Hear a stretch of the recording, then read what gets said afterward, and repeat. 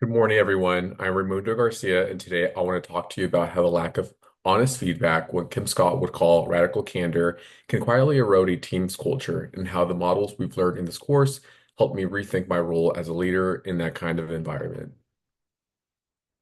Here's the situation. I was part of a team where feedback basically didn't exist. People wanted to be nice, no one wanted to make anyone uncomfortable, so critical input was either watered down or never said out loud. It created this false sense of harmony. Group discussions like pushback, when mistakes happened, they were brushed aside or ignored. And in a remote setting, this became even easier. Cameras off, issues avoided, everyone staying in their own lane. But the end result, we started seeing miscommunication on client-facing work. Team members weren't growing, trust started slipping, and without feedback, there was no real accountability.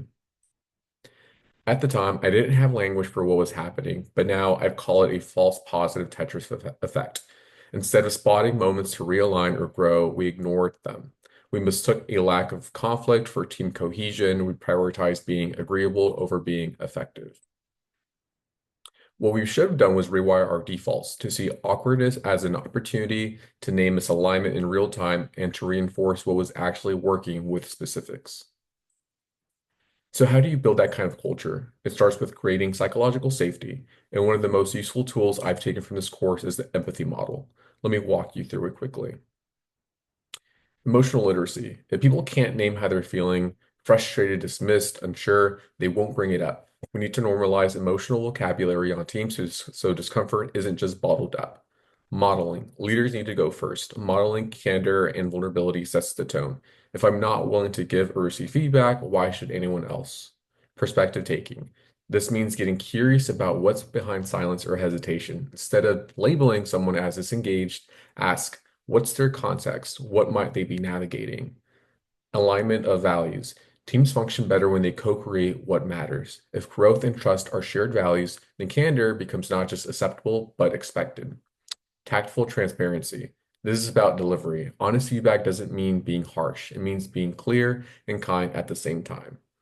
Holding space. Sometimes the most powerful thing we can do is just listen. Let someone speak fully before responding, resist the urge to fix it immediately, and let reflection happen. Your why. Reminding people of the shared mission can ground tough conversations. Feedback isn't personal, it's in service of the work and the team's success. That's how you make candor feel safe, but you also have to practice how you respond in the moment. And that's why ACR, or active constructive responding, comes in. Instead of brushing off ideas or muttering nice and moving on, as you see highlighted here, ACR pushes us to engage, ask follow-ups, celebrate strengths, explore what's working, and turn small moments into culture-setting ones. If I could go back, I'd help the team build simple feedback rituals like structured check-ins or start, stop, continue conversations.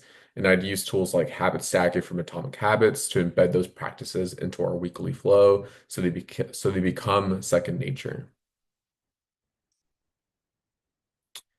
Great. So here are my final takeaways.